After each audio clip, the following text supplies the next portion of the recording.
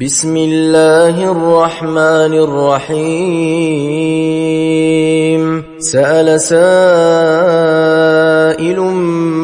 بعذاب واقع للكافرين ليس له دافع من الله ذي المعارج تعرج الملائكة والروح إليه في يوم كان مقداره 50,000 سنة فاصبر صبرا جميلا إنهم يرونه بعيدا ونراه قريبا يوم تكون السماء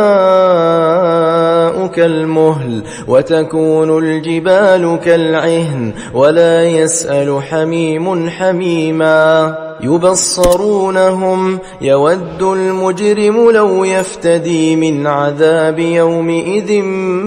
ببنيه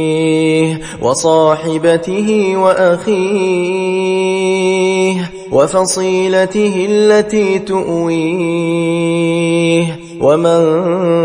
في الأرض جميعا ثم ينجيه كلا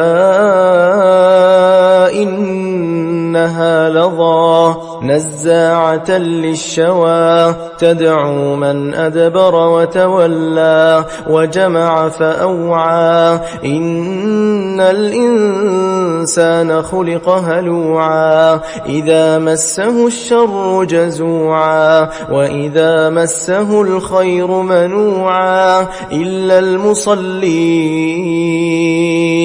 الذين هم على صلاتهم دائمون والذين في أموالهم حق معلوم للسائل والمحروم والذين يصدقون بيوم الدين والذين هم من عذاب ربهم مشفقون إن عذاب ربهم غير مأمون والذين هم لفروجهم حافظون إلا على أزواجهم أو ما ملكت أيمانهم فإنهم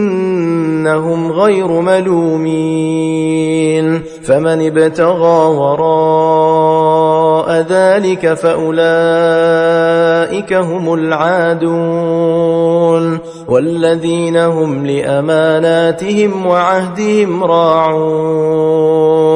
والذين هم بشهاداتهم قائمون والذين هم على صلاتهم يحافظون أولئك في جنات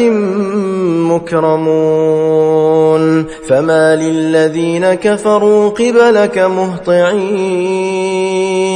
عن اليمين وعن الشمال عزين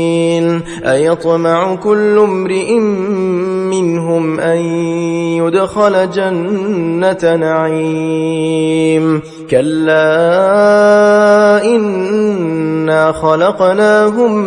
مما يعلمون